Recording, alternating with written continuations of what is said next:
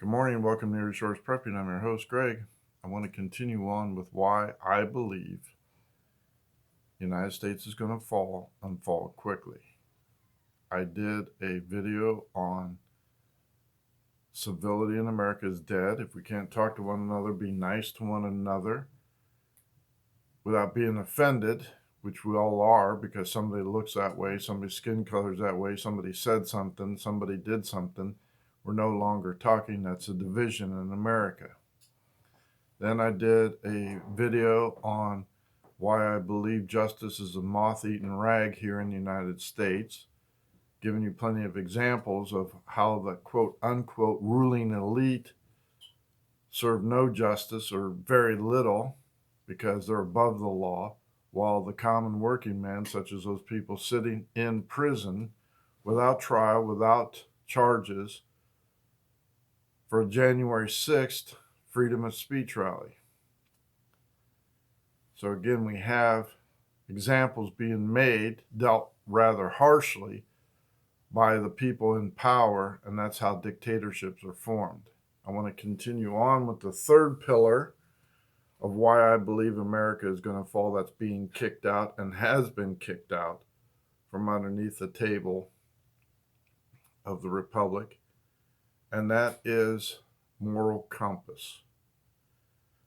To have a country stand united, prosper, and everyone benefit, you have to be able to communicate. You have to have fairness in rulings and justice so people believe in the government or the ruling class. And now the moral compass. History tells us that when the Jews fled to Egypt, they were enslaved by the Egyptians and mercilessly beaten, murdered, enslaved, tortured, everything else like that, until God saw fit to get them out of there. But the Egyptians were so far corrupt with their false gods, their sacrifices, and their moral decay, it was time for them to collapse, and they did. Then you move forward to the Roman Empire, and in the end, when Nero was watching Rome burn, the moral compass and decay had gone so far into unbelievable horrors that they couldn't come back from it. At nighttime, if you ever wonder when you're shooting off fireworks where Roman candles came from, the true meaning behind Roman candles is a horrific one. The persecution of Christians cost them their lives for their belief in God. So at nighttime, when they were rounded up, they were crucified, bathed in oil, wrapped in wood, and at night they were lit on fire to be lamps, burning lamps along the pathways of the city. Thus the term Roman candles. To this day, I will not buy or light any of those things because of the horrific things that they did to the Christian population. Sacrifices in the arena, torture, and everything else. And then you look at other societies where their moral compass, virtually anything goes, or what they will tolerate. Now, the debauchery plus importation of foreigners into Rome is what led to their downfall. But you look at other empires that followed after that, they did the exact same thing. The leaders had no moral compass, didn't care, and wanted to believe in all the stuff that was okay with them.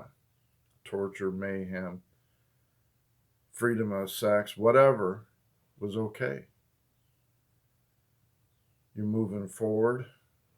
Stalin was okay with mass murder. Hitler and his evil people that were in that, their moral compass was so far off the chart. Torture, occult, All this kind of stuff. Mass genocide was okay with them. China is doing it now. Live organ donations killed people, Uyghurs, mass executed, and their organs harvested to be put on the International Donor Organization. Slavery. There is no God but Xi Jinping and the Communist Party. Expect to die for the party, and if you don't, you'll be killed for it. Their moral compass is one of, it's me, not you. And now you see America in the same footsteps without the genocide. Our moral compass is so far off the charts that anything goes. You see gay marriages, porn on TV, porn on the internet, swearing, murder, rape, injustice in the courts, making up stuff to satisfy the ruling elite. Just recently, while Afghanistan has fallen to the Taliban, Joe Biden is on vacation in Delaware, entertaining, amongst other people, Obama and his cronies that are in his administration. You have his son, Hunter Biden, a known drug addict and user, getting away with who knows what. It's on his laptops, and they're still denying that.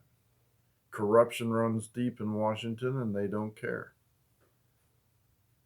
Violent crime is going across America at an unprecedented level. Yet our rights are being subjugated, and we are forced into compliance against our will for taking medicines we don't want, covering our faces with cloth that makes us hard to breathe, and I'm one of those, and limited to our travels. So when you have 3 legs of the table knocked out from underneath our standing republic, how long can it be before it falls? That's my video for today. I hope it reaches home, makes you think about what's going on in history, the footsteps we're following in, because history does repeat it. And the next thing in that complete fall will be the roundup of people that oppose this regime, the government, the elected officials, and unelected officials. Time, I think, is getting very short. Get yourself right with God. Get baptized. Greg out.